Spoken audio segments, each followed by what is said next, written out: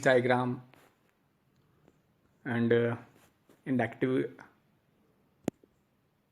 reactance and that all.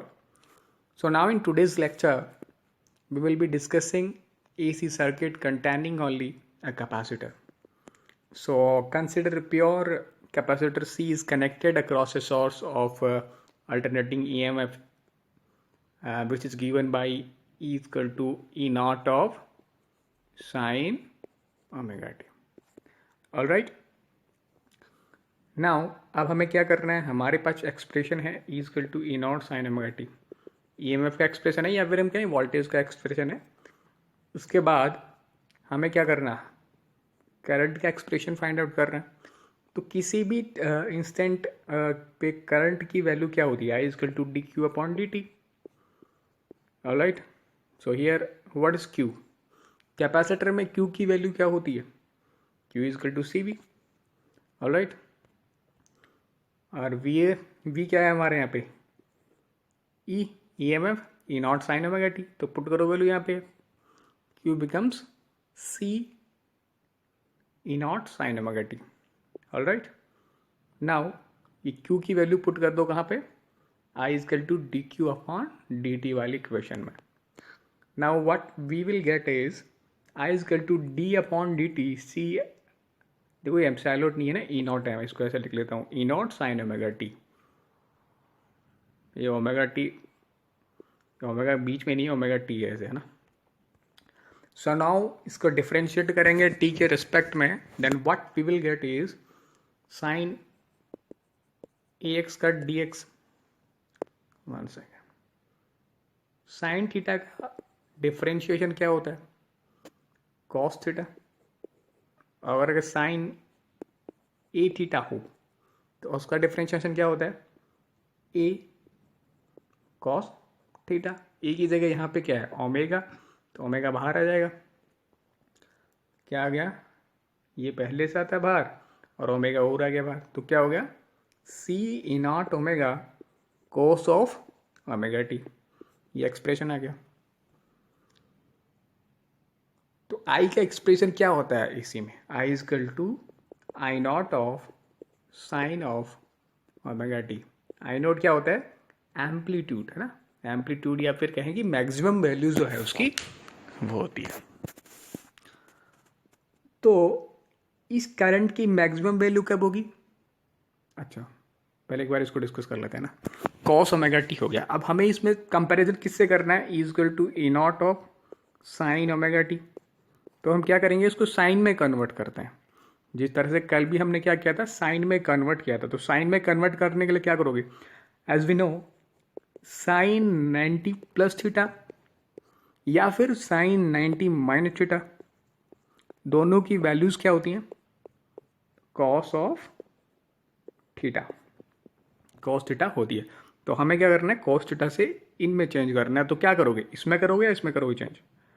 देखो कल हमने साइन 90 माइनस थीटा में रखा था और आज इसमें साइन 90 प्लस थीटा रखेंगे. क्यों रखेंगे इसका रीज़न मैं बता देता हूँ, है ना. देखो साइन 90 प्लस थीटा लिख दिया हमने, थीटा क्या है यहाँ पे ओमेगा टी, तो उसको कॉस थीटा को हमने क्या लिख लिया, साइन. देखो कॉस थीटा और साइन थीटा चेंज कैसे होते हैं, लास्ट लेक्चर मैंने अच्छे से ये सब एक्सप्लेन किया है ना, मैथमेटिकल टूल्स में जब पढ़ाया जाता है. बट मैंने कल उसको एक्सप्लेन भी अच्छे से किया था कि कब चेंज होता है कब चेंज नहीं होता है, कौन सा साइन यूज किया जाता है. These all I have discussed in last lecture. So now in today's lecture I'm not going to discuss the same. You can watch these things in a previous video. So तो जब cos theta की value sign 90 plus theta भी होती है, वही cos theta होती है, और साइन 90 माइनस थीटा भी वही होती है. तो यू मे थिंक कि भाई यहाँ पे क्यों साइन 90 प्लस थीटा ही यूज कर रहा हूँ, why am I not using sine 90 minus theta. See हमें कंपैरिजन किस जगह करना है, equal to E not sine omega t, है ना. ये फेज है कुछ, और इसमें आएगा साइन 90 माइनस ओमेगा टी लिख दूंगा तो क्या होगा, ये नेगेटिव आ गया. तो हमें इस कंडीशन में कैसे लिखना होता है, ये दोनों है एक ही साइन की होनी चाहिए, अदरवाइज क्या होगा, जैसे इसमें इन दोनों में डिफरेंस चेक करेंगे, omega T minus 90 minus omega T, तो क्या हो गया, ये तो ऐड ही हो गया दोनों, 2 ओमेगा टी माइनस 90। हमें क्या करना, चेक डिफरेंस चेक करना। तो डिफरेंस चेक करने को क्या होगा, जब हम इनमें से डिफरेंस निकालें तो ओमेगा टी से ओमेगा टी कैंसिल हो जानी चाहिए, बिकॉज ये तो हम एक फेज देख रहे हैं जो है ना, एक फेज है, उससे आगे कितना वो दूसरा लीड कर रहा है या लैग कर रहा है वो हम चेक करना चाह रहे होते हैं। ठीक है, ये बात क्लियर है ना। तो बेसिकली कंपैरिजन के लिए हम दोनों का क्या रखेंगे, ओमेगा टी का साइन सेम रखेंगे। जैसे पोटेंशियल में ई नॉट साइन ओमेगा टी था ईएमएफ में, तो इसमें भी ओमेगा टी रखेंगे, इसलिए हमने क्या यूज़ किया, 90 प्लस थीटा। तो क्या आ गया, आई इज इक्वल टू ये सेम साइन 90 प्लस ये जो थीटा था वो थीटा लग गया। अब इसको इधर चेंज कर लिया ना, इसको इधर भेज दिया, इसको इधर भेज दिया है ना, तो क्या बन गया, i is equal to c E nought omega sine omega t plus 5/2। अब देखो इसकी इस करंट, ये क्या है, किसी इंस्टेंट पे करंट है, current at any instant. Now इसकी मैक्सिमम वैल्यू कब होगी इस करंट की, जब ये वैल्यू क्या हो, इसकी मैक्सिमम वैल्यू क्या हो सकती है, साइन की मैक्सिमम वैल्यू क्या हो सकती है, 1। जब ये 1 हो जाएगा तो क्या होगा, इसकी मैक्सिमम वैल्यू की मैक्सिमम वैल्यू की मतलब ये आई नोट आ जाएगा। तो ये 1 हो गया तो क्या आ गया, सी ई नॉट ओमेगा। ठीक है, सी ई नॉट ओमेगा को हम क्या लिख सकते हैं, जैसे ई अपॉन आर होता है उसमें, दूसरे में देखा ई अपॉन ओमेगा एल होता है, इसको इसी फॉर्म में लिखा ना, ये वी अपॉन आर वाली फॉर्म में, तो ये तो वी हो गया, पोटेंशियल हो गया। तो इसको नीचे रखें तो कैसे लिख सकते हैं इसको, देखो इसको ऐसे लिख दो, ऐसे लिखने का मतलब देखो, इसको ओमेगा टी से मल्टीप्लाई हो रहा है, इसको ऐसे लिख दो, तो भी वही बात है। क्यों बात है, बिकॉज ऊपर वाला क्या है, ई नॉट, ई नॉट को नीचे ऐसे लिख सकते हैं, तो वो ई नॉट ही रहने वाला, नीचे क्या हो गया, 1 अपॉन ओमेगा सी। इसको सोल्व कैसे करते हैं, एक्सटर्नल को मल्टीप्लाई कर लो, इंटरनल को मल्टीप्लाई करो, तो फाइनली हमारा क्या बन जाएगा, एक्सटर्नल को मल्टीप्लाई करो क्या आएगा, e nought into omega c divide by 1, तो सेम चीज़ बन जाती है। तो हम उसको ऐसे भी लिख सकते हैं। अब इसको आगे हम डिस्कस करेंगे ना, कैपेसिटिव रिएक्टेंस है, इसको आगे से डिस्टेंस थोड़ा सा करेंगे। तो फाइनली हमारा जो करंट का एक्सप्रेशन है वो क्या आ गया, i is equal to i nought sine omega t plus 5/2, और ईएमएफ का क्या था, e is equal to E not sine of omega t. So from these two expression we can clearly see that when we connect a AC source to a pure capacitor then क्या होता है, जो current होता है इसमें क्या हो रहा है, करंट होता है वो किससे, पोटेंशियल से। ओमेगा टी था यहाँ पे, ओमेगा टी प्लस 5/2, 5/2 का मतलब क्या, 90 डिग्री। तो 90 डिग्री लीड कर रहा है किससे, पोटेंशियल से। करंट जो है 90 डिग्री लीड कर रहा है। We can see from these two expressions that current leads in case of pure capacitive circuit. Alright, तो ये नीचे लिखा है। नाउ फेज डायग्राम बनाते हैं। सबसे पहले जो वेव वाला डायग्राम है वो बनाएं। सपोज ये हमारा यहाँ ई और आई का ऊपर की तरफ ई की वैल्यू और आई की वैल्यू है, इधर ओमेगा टी यानी कि फेज की वैल्यू है। तो क्या हुआ, नॉर्मल वाली जो हमारी ये किसकी है, equal to E not sine omega T, तो ये बना ली। अब क्या कह रहा है, हमारा एक्सप्रेशन क्या आया कि जो हमारा करंट है वो क्या कर रही है, 90 डिग्री क्या कर रही है, लीड कर रही है। लीड कर रही है मतलब, तो लीड करेगी तो कहाँ से होगा, जिसका जो लीड करता है उसकी पीक पहले आ रही होती है, तो इसकी पीक यहाँ पे आएगी। या फिर हम ऐसे समझ सकते हैं, जैसे लास्ट लेक्चर में मैंने कैसे समझाया था, समझने के लिए, याद रखने के लिए कि ये कैसे बनता है, ऐसे बन रहा था तो पीछे भी ऐसे जा रहा होता है ना। तो मैंने बोला था ये करंट उसमें क्या कर रही थी, इंडक्टर, प्योर इंडक्टर के सर्किट में क्या कर रही थी, लैग कर रही थी, है ना, पीछे थी पोटेंशियल से। तो हमने क्या बताया, यहाँ से स्टार्ट करो, पीछे मतलब 90, पीछे मतलब ये वाला, तो ये 90 होता है, ये 180 होता है, ये वाला 180 होता है, इधर इधर नेगेटिव में भी ऐसे ही चल रहा होता है। तो मैंने क्या कहा था, जहाँ से 90 ले करी तो यहाँ से स्टार्ट करो, बट हमें बनाना कहाँ पे है, इससे, तो यहाँ पे ऐसे स्टार्ट कर दिया था हमने ना। तो सेम क्या कर रहे हो, इसमें क्या कर रहा है, ये करंट क्या है, 90 डिग्री अहेड है, और वी कैन से लीड कर रही है पोटेंशियल से, मतलब यहाँ से बनाना है, बनाना कहाँ से पड़ेगा, लेकिन यहाँ से, तो इसको यहाँ से ले आओ, तो यहाँ ये बन गया, ऐसा बन गया, है ना। ये नीचे वाला, इसका ये इसलिए नीचे, तो इसलिए कि क्या है, इसका एम्पलीट्यूड छोटा है। देखो मैग्नीट्यूड में कल वर्ड यूज़ कर गया था, मैग्नीट्यूड नहीं, इसको एम्पलीट्यूड बोलते हैं ना, मैक्सिमम वैल्यू को एम्पलीट्यूड। मैंने डेफिनेशन भी ये लिखवाई हुई स्टार्टिंग में। तो ये इसका एम्पलीट्यूड कम है ना, मैक्सिमम वैल्यू उसकी कम है, इसलिए वो यहाँ से बन रहा है। अगर उसकी मैक्सिमम वैल्यू ये होती तो यहाँ से बनता है वैसे, है ना, यहाँ से, समझ गए? तो ये ऐसे बन गया, ये तो वेव वाली बात है, समझ गए? अब बात करते हैं फेजर। फेजर तो वही है, इसके लिए तो वही, तो ये बन गया ऐसा कैसा। अब बनाना है किसका लिए? करंट का, है ना। ये तो मैग्नीट्यूड को शो कर रहा है कितना लंबा है कितना छोटा है। तो ये फेजर बन गया किसके लिए? ईएमएफ के लिए, और वैकेंसी वोल्टेज के लिए। और इसका ये जो प्रोजेक्शन है वाई एक्सिस पे, ये वाला, ये क्या बताएगा? किसी इंस्टेंट पे। ये तो क्या बता रहा है कि जो एम्पलीट्यूड या जो मैक्सिमम वैल्यू है वो दे रहा है तो ना। और ये क्या बताएगा? ये जहाँ पे प्रोजेक्शन, जैसे यहाँ पे ऐसे घूमता है, सपोज ऐसे घूम रहा है, तो अगर यहाँ पे है तो क्या बताएगा? इसका ये प्रोजेक्शन। यहाँ पे है तो क्या बताएगा? ये प्रोजेक्शन। तो क्या बता रहा होता है कि ये उस पर्टिकुलर इंस्टेंट पे जो है वोल्टेज की वैल्यू क्या है। तो ये तो क्या बता रहा है? वोल्टेज की value at that particular instant. Now if I am talking about phasor of current, current का फेजर क्या होगा? जो भी ये है, जो भी ईएमएफ का हमने लिखा है, ओमेगा टी फेज के लिखा है हमने, ओमेगा टी फिक्स पे ये, तो उसका क्या होगा? ओमेगा टी प्लस 90, मतलब यहाँ से 90 डिग्री आगे इसका बन रहा होगा। कितना उसका ये लेंथ क्या बता रहा है? उसका एम्पलीट्यूड बता रहा है ना। देखो इसका एम्पलीट्यूड यहाँ पे मैक्सिमम, तो ये लेंथ बता रहा है, तो इससे 90 डिग्री आगे होगा, अहेड होगा। ठीक है, तो ये, और इसका ये प्रोजेक्शन है वाई एक्सिस में, ये क्या दे रहा है? आई इजकल टू आई, यानी कि उस करंट की उस पर्टिकुलर इंस्टेंट पे जो वैल्यू है वो, यानी कि i nought sine omega t plus 90, ये दे रहा है। वाई एक्सिस पे तो क्या देता है ये, और ये वेक्टर क्या बताता है? वेक्टर तो केवल ये बता रहा है, ये है ना, ये वेक्टर। और इसकी बात करें तो ये क्या बता रहा है? E not sine omega t लिखते हैं ना, तो e not sine omega t complete तो क्या दे रहा है? ये वाई एक्सिस पे प्रोजेक्शन, ये वाला। और ई नॉट क्या दे रहा है? ओनली ये जो वेक्टर की। ठीक है, तो ऐसे हम इसका फेजर बना सकते हैं। अब सपोज करो मैं ऐसे बना दे रहा हूँ कि फेजर ऑफ, मैंने वोल्टेज का फेजर बना दिया ऐसे, यहाँ पे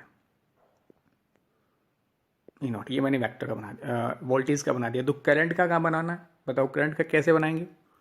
करंट का बनाने के लिए क्या सोचना है हमें? बिल्कुल ये बात ध्यान रखनी है क्या, कि करंट है जो प्योर कैपेसिटिव सर्किट होता है उसमें क्या होता है? 90 डिग्री अहेड होता है, और वी कैन से कि जो पोटेंशियल है वो 90 डिग्री लैग कर रहा होता है, और जो करंट है वो 90 डिग्री लीड कर रही होती है, अहेड होती है। तो इससे 90 डिग्री आगे चलो, 90 डिग्री ये आ गया, तो यहाँ पे बन जाएगा किसका? करंट का। ठीक है, ये बात बेसिकली इन दोनों के बीच में जब भी फेजर बनाओ तो उन दोनों के बीच में डिफरेंस होना चाहिए, वो 90 डिग्री का होना चाहिए। और किस डायरेक्शन में? देखो ये क्या, ये जो मैं एरो शो करता हूँ उसका मतलब होता है कि जो एंटी क्लॉकवाइज देख रहे होते हैं, ऐसे नहीं कि इधर कर दो 90 डिग्री, ये इधर 90 कर दो, नहीं। क्यों? 90 डिग्री अगर आगे है, 90 डिग्री अगर आगे है तो वो इधर होगा, और अगर पीछे है, जैसे कल के लिए, कल जब प्योरली, देखो ये तो क्या हो गया? ईएमएफ हो गया। और जब प्योर इंडक्टर की बात कर रहे थे तो उसमें क्या हो रहा था? पीछे था। तो पीछे था तो पीछे किधर होगा? इधर होगा पीछे, ये पीछे था। अहेड का मतलब आगे होगा, बिकॉज हम जो डायरेक्शन ले रहे होते हैं आगे की तरफ चलने की, ये ले रहे हैं पॉजिटिव डायरेक्शन, ये ले रहे होते हैं। पीछे जाओ तो क्या होगा? नेगेटिव। तो ये बात क्लियर है? ओके। अब देखो इस फेजर से हम और क्या पता चला सकते हैं? जैसे मैंने लिखा, ये मैं फेजर बना रहा हूँ ना कोई, ये मैंने बना दिया, ये सपोज यही है हमारा, ये ई नॉट है, तो इसकी वजह से यहाँ पे क्या आ गया? आई नोट आ गया इसके लिए। अब बताओ इस फेजर से हम ये पता चलाने की कोशिश करें, ये पता चलाने की कोशिश करें कि जो इस कंडीशन में ये पॉजिटिव है या नेगेटिव है, ये दोनों वेक्टर। या फिर हम कहें कि करंट पॉजिटिव डायरेक्शन में है, या दो ऐसे होते हैं ना, positive negative positive negative positive negative ना। तो करंट पॉजिटिव डायरेक्शन में है कि नेगेटिव डायरेक्शन में, और जो वोल्टेज है वो पॉजिटिव डायरेक्शन में है या नेगेटिव डायरेक्शन में है। तो देखो पहली बात तो ये है,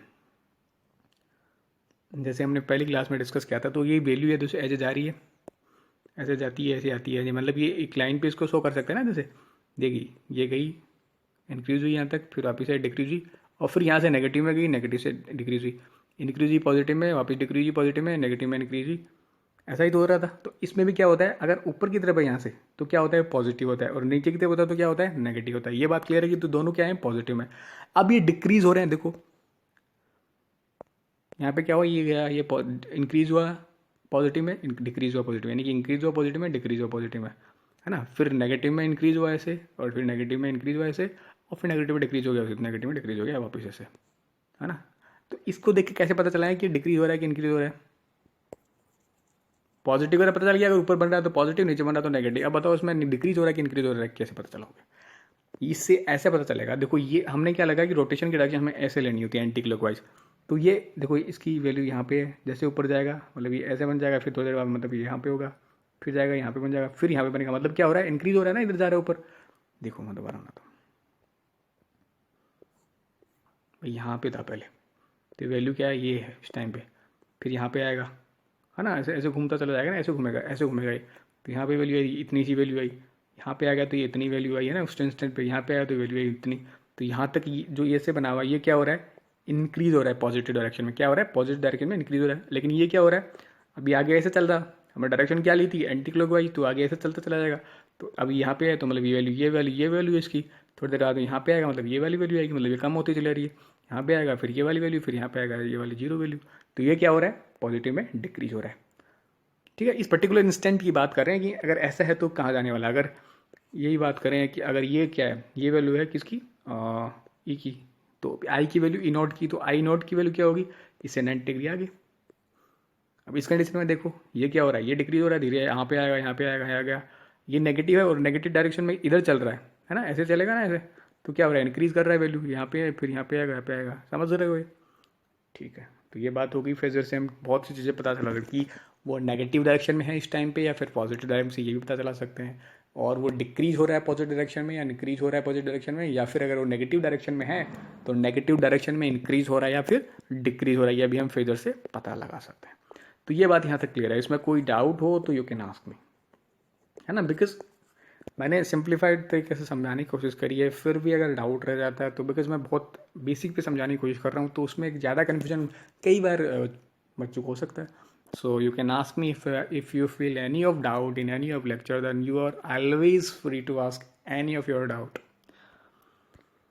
सो नाउ हमने यहाँ पे क्या देखा था, जैसे उसमें देखा V/R होता है, उसी तरह से इसमें क्या आया था, E या फिर V/1/ω/c आ गया। तो ये 1/ω/c क्या रिप्रेजेंट कर रहे हैं यहाँ पे, दैट इज इफेक्टिव अपोजिशन और effective resistance by the capacitor to the flow of AC through it. यानी कि AC जिस तरह से जब बात करते हैं ओनली प्योर की तो ये R होता है, जब हम बात करते हैं ओनली इंडक्टर की तो क्या होता है ω/L। तो इस कंडीशन में क्या है 1/ω/c। ये क्या है, इफेक्टिव रेजिस्टेंस बोले इसको, या फिर हम बोले opposition offered by the capacitive circuit, pure capacitive circuit to flow the current through it. So it is called capacitive reactance, है ना। उसमें क्या बोल रहे थे कल वाले में, inductive reactance and denoted by XC। उसको कैसे रिप्रेजेंट कर रहे होते थे, XL से। और 1/ω/c, ओमेगा क्या होता है 2πf, है ना। एंगुलर फ्रिक्वेंसी हम डिस्कस कर चुके हैं कल, 2πf ऑफ, यस यही है बात है अभी। और इसकी ऐसा यूनिट भी क्या होती है, ओम होती है ना। इसको देख भी सकते हो यहाँ पे, है ना, फाइंड आउट देखो, सोल्व करके देखो इसको, इसकी आती है क्या पूरी, कर सकते हो चेक आप। जैसे लास्ट लेक्चर में मैंने ω/L की करके बताई थी। अब देखो, अब DC सर्किट में क्या हो, DC सर्किट में क्या होता है, वो कोई रिपीटिशन तो कर नहीं होता है ना। अगर स्टडी करंट की बात करें ऐसे, तो क्या हो रहा होता है उसमें, फ्रिक्वेंसी जीरो होती है। फ्रिक्वेंसी तो कब आती है, जब कोई रिपीट कर रहा हो। जैसे इसमें क्या होता है, रिवॉल्यूशन रिपीट करता है ना। जब हम जनरेशन की बात कर रहे थे एसी करंट की, जब स्टार्टिंग में बात कर रहे थे कि एसी करंट कैसे होती है, जनरेट कैसे होती है, उस टाइम में हमने बताया था। तो फ्रिक्वेंसी उसमें क्या बताया था, नंबर ऑफ रिवॉल्यूशन, और vacancy number of rotation per unit time को हम क्या बोलते हैं, फ्रिक्वेंसी। तो डीसी में कुछ चेंज तो हो रहा नहीं है ना, कोई रिपीटेशन तो हो रहा नहीं, वो तो एक ही चीज़ कॉन्स्टेंट है। मतलब उसमें क्या हो रहा है, फ्रिक्वेंसी जीरो है। अब जीरो है तो क्या हो गया, 1 इसकी जो कैपेसिटी रिएक्टेंस क्या हो जाएगी, 1/2IF होती है ना। तो ऐप की वैल्यू जीरो हो तो क्या होगा, इन्फिनिटी। यानी कि ये बहुत ज़्यादा पोजीशन, कितना इन्फिनिटी अपोजिशन प्रोवाइड करेगा किसको, डीसी को। This is a capacitor allows AC, यानी कि एसी को तो अलाउ कर रहा है ना। अब देखो क्यों करता है, इसको थ्योरेटिकली भी समझेंगे, to it easily but offers infinity resistance. देखो यहाँ से देख लिया, अगर डीसी की बात करोगे तो क्या होगा, इन्फिनिटी रेजिस्टेंस शो करेगा to the flow of DC, और वी कैन से वो ब्लॉक कर देगा उसको, ठीक है।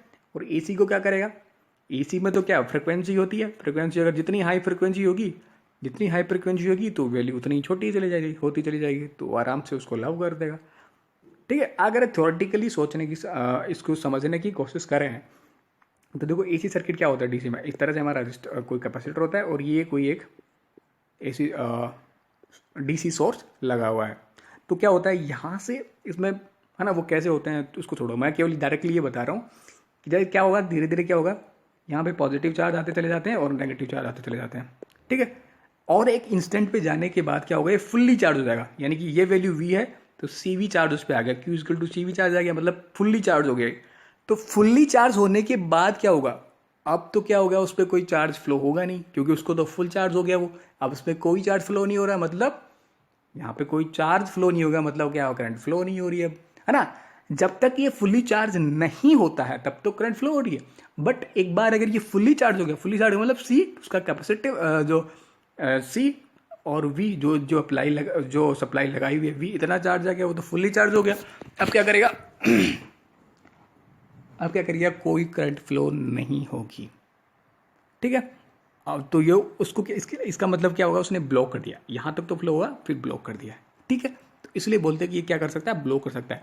और इसको ऐसे भी लिख सकते हो ना कि कैपेसिटर एक्ट्स, है ना, जब इसको एक डीसी के साथ लगा दो तो capacitor acts as a straight line, as a straight line, है ना, क्लोज सर्किट की, या फिर हम बोले स्ट्रेट लाइन की तरह बिहेव करता है, जब कब in t equal to zero time पे, बिकॉज उस टाइम पे तो यहाँ पे चार्ज आ रहा होता है, बट टी इक्वल टू, है ना, कि जैसे ऐसे जितना वो वोल्टेज जा रही है उस हिसाब से करंट यहाँ पे फ्लो होती है, इस तरह से हो रही होती है।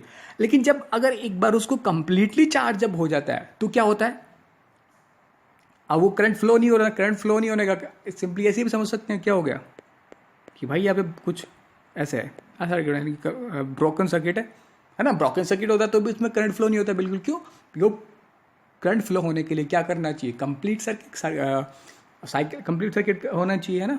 तो इसमें नहीं हो रहा, तो इसको ऐसे ही बोल सकते हैं कि क्या होता है, जब कैपेसिटर होता है T equal to zero time पे तो क्या करता है, एक स्ट्रेट लाइन की तरह बिहेव करता है ना, क्लोज सर्किट की तरह।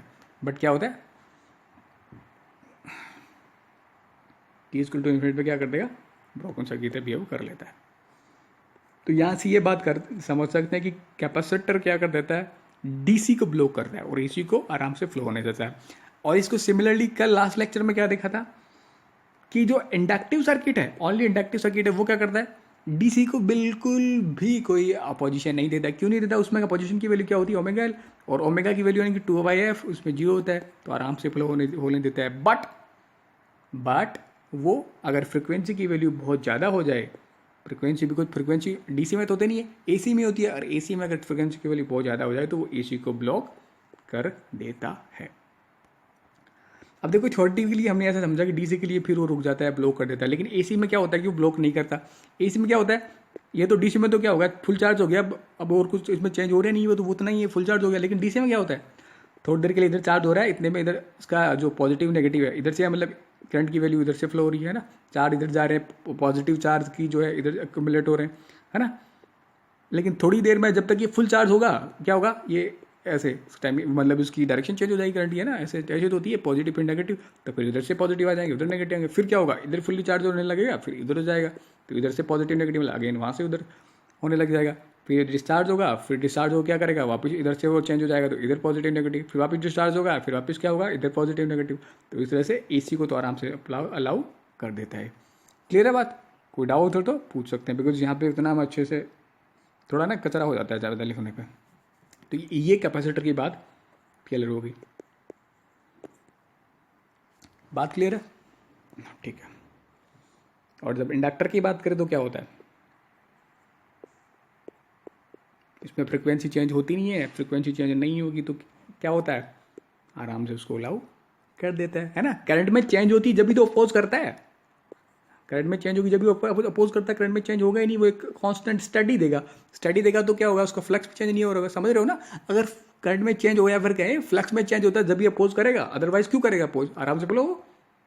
न्यूमेरिकली भी हम समझ चुके हैं, मैथमेटिकली एफ जीरो हो जाता है। और अगर थ्योरेटिकली बात करें तो कंसेप्चुअली क्या बोले कि भाई वो तो अपोज ही जब करता है, अपोज जब करेगा जब कुछ चेंज हो रहा होगा, इसमें आराम से कांस्टेंट वैल्यू फ्लो हो रही है तो होने दे, इसको क्या दिक्कत है, ठीक है। लेकिन जब क्या होगा, अब उसको ब्लॉक कैसे कर सकता है डीसी एसी को, ये होगा भाई इसमें चेंज होगा, इस डायरेक्शन में चेंज हुआ तो क्या होगा, उसको ब्लॉक उसको अपोज करेगा, है ना। और फिर थोड़ी देर इस डायरेक्शन में जाएगी करंट तो उसको अपोज करेगा। समझ पा रहे हो ना, कुछ डाउट तो इसमें ये, I hope you are getting my point, and if you're feeling any doubt then you have to ask me. ठीक है, तो और क्या, हाँ क्लियर तो है ना बात ये।